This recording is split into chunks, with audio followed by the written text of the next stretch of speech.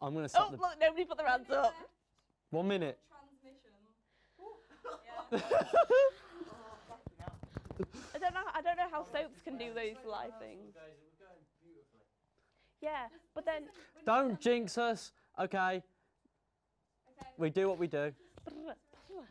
Do what we do. We improvise. We can do it. We can do it. 40 seconds until transmission. You need a shit, hold it. Jenna, we're going to have to call it. I need a shit. It should explode midway. 30 seconds.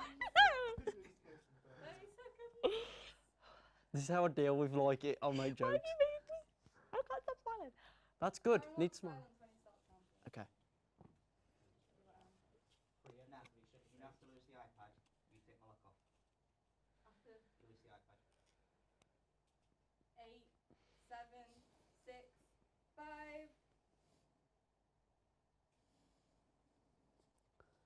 Hi everybody, and welcome back to the Invention Studio. Ready for this week's show, Lewis? Yes. Hello and welcome to Tales of Fantasy. Tales of Truth.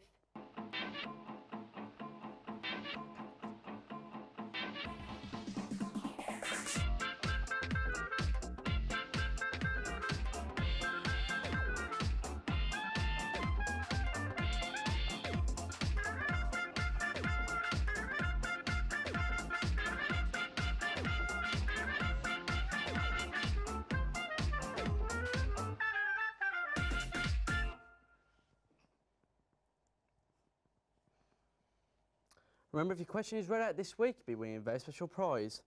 Anyway, we're going to be meeting a very special chap from Paris. Bonjour, je m'appelle Baguette.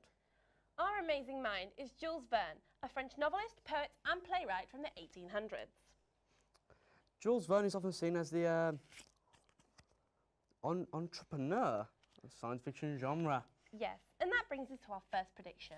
Most of you use iPads or iPhones to FaceTime or Skype people, but it hasn't always been that easy. Yes, I remember technology I had to use to make those calls. Took ages. That is an example of the development of video conferencing. However, the idea of video conferencing has been around for much longer than that. In 1889, Jules Verne wrote a short story called In the Year 2889, where it describes something called a ponotelephone. Phono, telephot. Well, it's one of the biggest words I know. Verne wrote that the phonotelephot allowed the transmission of images by means of sensitive mirrors connected by wires. This is one of the earliest, if not the earliest, reference to a videophone in fiction. To really understand the imagination of Jules Verne, we're going to be speaking to Marc Chappelle, a French Jules Verne expert via FaceTime. He's been studying Verne's books for most of his life. Lewis, the iPad. Here we go. Lewis, that's expensive hardware.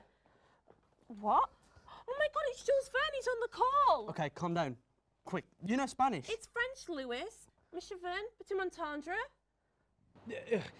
How is this thing talking? Is these pictures moving? Oh, I don't believe it. Can we ask you a few questions? I suppose. How is this thing working? We're on a video call, so we can see each other without having to be in the same room. This is something similar to what you called a ponotelephone?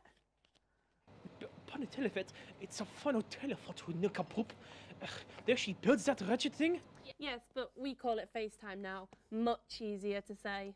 I agree. Too many syllables. The French language is much further superior to English. Well, sir, you may hate our language, but you are the second most translated author of our time, with nearly 5,000 translations from French. Sacre bleu. Wait, who beat me? We're glad you like it. Why don't I get a question from one of our viewers? Sure, I suppose. Okay, this is from Isabella, aged 12, from Peterborough, who asks, which works did you write before you became well known? Well, I wrote short stories, poems and songs. I had them published in the local magazine. Wow, I didn't know that. Could you tell us an interesting fact about you that not many people would know?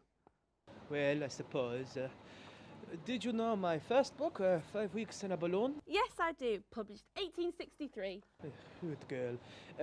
Anyway, one thing you do not know is that I only spent 24 minutes in an actual balloon itself. No way. You're afraid of heights or something? Lewis, don't be so rude. Oh no, he's gone. But there were so many more questions I wanted to ask. Wow. I was surprised that worked. Can't believe you called me a nincompoop. I'll speak to my producer about this. Lewis, after the show, why don't we have another question? Okay.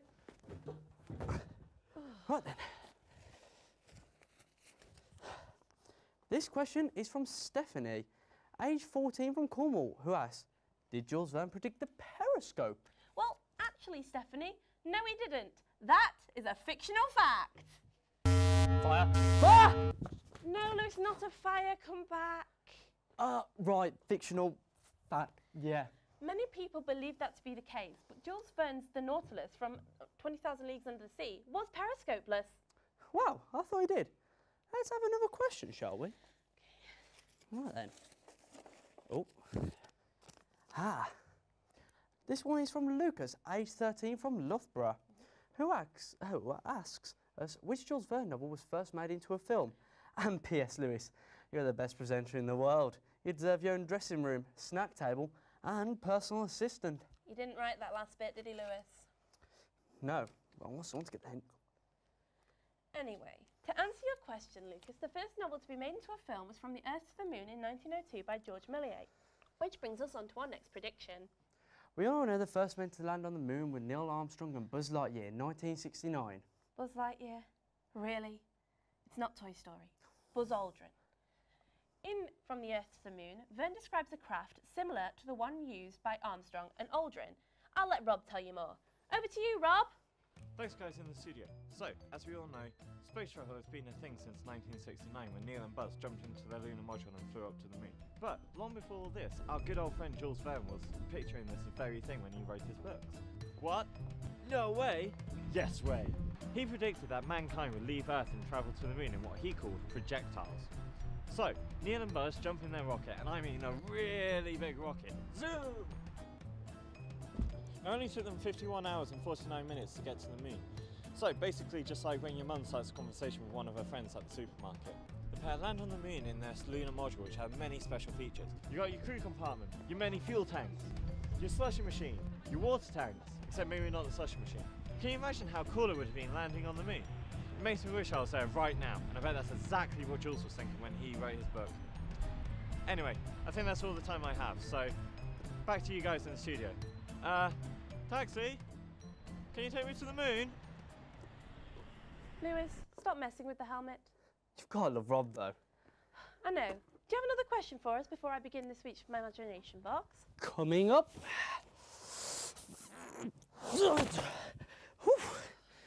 Right then. Okay. Oh, Sophie, did Jules Verne happen to predict the taser? Why, Lewis, yes he did. How did you know? Just a rough idea. I need a break. Well, I better get started with this week's imagination box.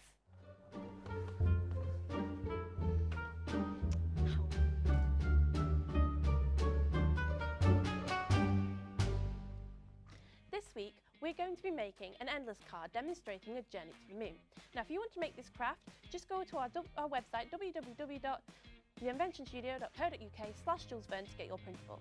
Now, to make this craft, you'll need your printable, some scissors, and some glue. Now, what you first need to start by doing is cutting out the two rectangles on the printable and then folding it over on these lines. So you get two squares that look like this. Then what you need to do is take your scissors and cut along this line here and this line here and this line here and this line here. Once that's done, you should have these flaps that look like this. Take your glue and glue them all down so that you get something that looks like this. Then take your scissors again and cut along this line here and this line here. So that you get four rectangles that look like this. Then you need to set them out in front of you so that you have A, B, C, D there and A, B, C, D there. So what you need to do is take your glue and glue A to A, B to B, C to C and D to D. Once that's done, you'll have something that looks like this. Now all you need to do is open each flap and fold down carefully. that is how we make an endless card. Here is setting off, leaving Earth's atmosphere, in space, and there is our lunar module as predicted by Jules Verne. Now remember, if you want to make this craft, just go to our website. Why don't we have a look at all the prizes you can win if your question is read on our show? I'm jealous!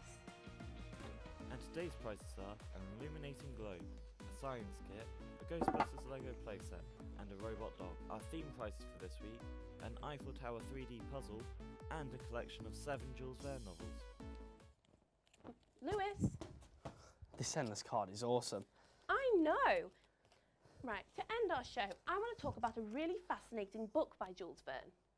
A book, not a prediction. Yes, a book. And to be more precise, it's a book called Paris in the 20th Century, and it was only published in 1994. 1994? But that's only 22 years ago. How is that possible if he was born in the 1800s? Glad to know you've been listening, Lewis. The book was written in 1863, but Verne's publisher thought it was too pessimistic of the future. Pessimistic? It means for someone or something to think that the worst will happen. So he didn't publish it. No, he stated its pessimism would ruin Verne's career, so Verne put the manuscript in a safe where it was forgotten, only to be discovered by his great-grandson in 1989. That's a pretty cool story. Oh, but I'm not done. Not only was the book a forgotten relic, but it also held many accurate predictions for the 1960s. Lewis, would you grab those cards for me, please? Coming up, right. So, he predicted gas-powered cars along with gas station and asphalt roads, underground passenger train systems, high-speed trains, skyscrapers, electric lights, fax machines, primitive computers, elevators, the use of wind power, automated security systems, and the Cold War. Lewis, why did you drop them all? Why are you hiding? It wasn't me. You just went too fast. Come over here. I'm not going to be mad at you. You're not? No, come here. Definitely not going to be mad at you, but don't expect me to pick them up. Next week, we'll be looking at the internet as predicted by Mark Twain. Yes, and don't forget to submit your questions, as there are still prizes to be won. Did he really predict all this in his last book? Yes, he did. Now, chop chop, we haven't got all day.